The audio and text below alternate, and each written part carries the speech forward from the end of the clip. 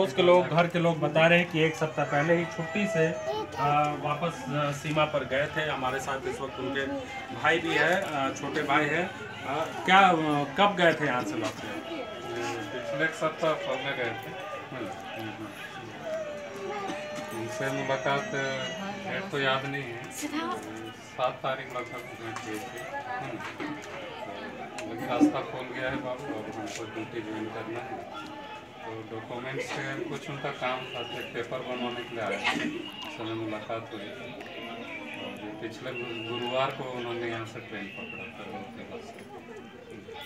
हम घर भी दिखलाना चाहेंगे एक शहीद का घर कैसा होता है और किस ग्रामीण अंचल से निकलकर एक फौजी देश के लिए सर्वोच्च बलिदान देता है। ये देखिए, घर के बनावट को देखकर और घर के जो अंदर की चीज़ें देखकर आप अंदाज़ा लगा सकते हैं कि देश के गरीब से गरीब हिस्से के लोग किस तरीके से फौज में कैरियर संभालते हैं और उसके बाद फिर कह सकते हैं कि इस बलिदान देने के लिए हर वक्त तैयार रहते हैं। गांव का एक गरीब लड़का जब फौज में जाता है, चाहे वो सीआरपीएफ हो, चाहे बीएसएफ हो, चाहे आर्मी हो, चाहे कोई भी दूसरी सेना अर्धसैनिक बलों की दूसरी एजेंसी हो, उन तमाम जगहों पर इसी तरह के घरों से ही के लड़के निकलते हैं बाहर। हम घर के अंदर की तस्वीरें दिखाएंगे। कुछ दिनों पहले अभी इन दीवारों में विजय सोरेन की यादें भी मिटी नहीं होंगी, ताउम्र रहेंगी।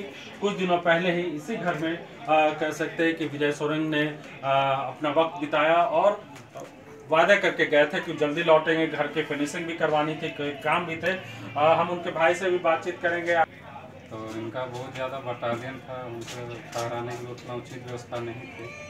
तब वहाँ पे इनका अधिकारी ने बोला कि जिनको जिनको घर वापस जाना है वो दोबारा जा सकते हैं वापस। जब रास्ता खुल जाएगा तो आप लोगों को पुनः बुलाया जाएगा। तो वही न्यूज आया कि रास्ता खुल गया है, तो उसी ड्यूटी ज्वाइन करने जा रहे थे, उसी क्रम में जाते। तो कई तरह की देखिए सहयोग भी है, शहादत भी है, और लेकिन इन तमाम चीज़ों के बीच सबसे ज़रूरी है प्रहार। अंतिम प्रहार बहुत ज़रूरी है जैश ए मोहम्मद और पाकिस्तान के सरपरस्त आतंकवादी संगठनों के ऊपर। हम घर के अंदर की तस्वीरें इसलिए दिखला रहे हैं कि लोग समझे।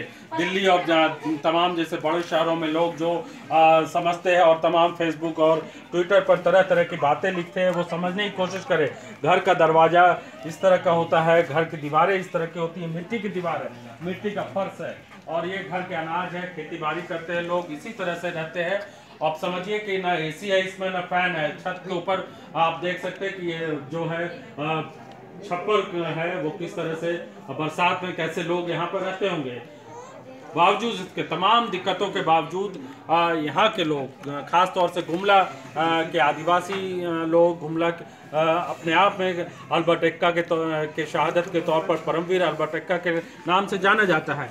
तो जाहिर सी बात है कि शहादत की एक और तस्वीर, एक और घर, ये अपने आप में ये किसी ताजमहल से कम नहीं है। गुमला के लिए, झारखंड के लिए इसी दरो दीवार से एक ऐसा शख्स निकला जिसने देश के लिए सर्वोच्च बलिदान दिया, अपनी जान दे दी।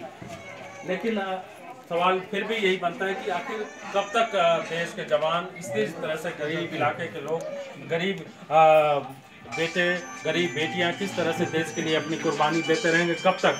कभी जवाब तो मिलना चाहिए। हम अंदर की और भी तस्वीरें दिखाएंगे, आप देखिए। बावजूद इसके उन्हीं के विजय सोरेन और उनके भाई के सहारे ही पूरा परिवार, भरा पूरा परिवार है, और उनके सहारे ही चलता है ये घर की महिलाएं और उनके रिश्तेदार पड़ोसी यहाँ पर बैठे हुए हैं, इंतज़ार कर रहे हैं उस घड़ी का जब अंतिम सलामी दी जाएगी।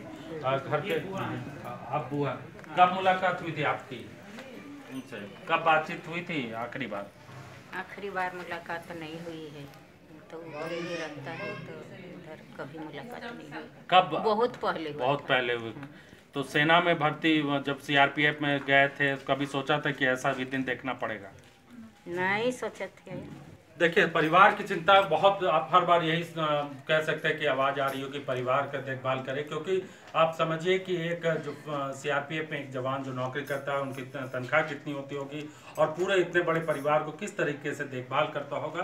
तो उनके नहीं रहने से सिर्फ मुआवजे की बात नहीं होती है, बल्कि आगे भी देखभाल करने की ज़रूरत है। इस वक्त हम इन तस्वीरों के साथ आपको छोड़े जाते हैं और हमारे साथ बने रहिए। लगातार हम शहादत की कहानी आपको बताते रहेंगे। अपने सहयोगी सोहन सिंह और संजीव सिन्हा के साथ विवेक सिन्हा, कशिश न्यूज़।